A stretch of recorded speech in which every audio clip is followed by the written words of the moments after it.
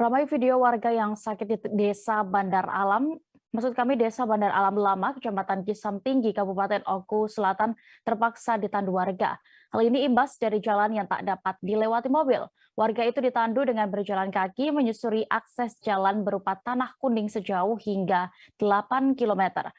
Terkait apa kondisinya saat itu akan dilaporkan rekan Alan, reporter dari Sriwijaya Post yang sudah bergabung di sana. Silakan dengan laporan Anda. Baik, terima kasih rekan Dea. Dapat kami laporkan di Kabupaten Ogan Komering Ulu Selatan, Sumatera Selatan, tepatnya di wilayah Desa Bandar Alam Lama. Memang baru-baru ini terjadi beredar video warga sakit yang ditandu oleh warga setempat, oleh puluhan warga melewati jalan kuning yang karena akses yang belum memadai di wilayah desa setempat. Memang dari penelusuran kami dapat kami laporkan rekan Dea bahwa memang kejadian tersebut memang benar terjadi di wilayah Desa Bandar Alam Lama, Kecamatan Kisam Tinggi, Kabupaten Ogan Komering Ulu Sumatera Selatan, di mana warga tersebut memang betul ditandu sejauh 8 km dari desa menuju poros jalan agar bisa dijemput oleh kendaraan mobil atau yang sudah menunggu di lokasi jalan poros.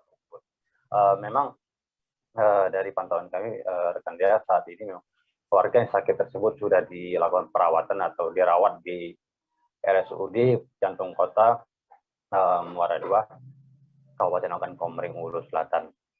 Memang terlihat dari video yang beredar tersebut yang sempat viral di media sosial ataupun grup WhatsApp, ibu-ibu tersebut dibawa oleh belasan warga menggunakan tandu, serta terdapat di sebuah kursi di atas tandu tersebut di bawah dengan berduyun-duyun, dan juga terdapat warga yang sudah menunggu di jalan poros yang tempat penjemputan tersebut.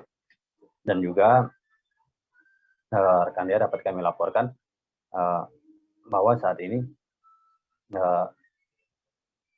warga tersebut sudah maksud kami bahwa warga tersebut sudah dirawat di Rumah Sakit Muara II. Terima kasih sudah nonton. Jangan lupa like, subscribe, dan share ya.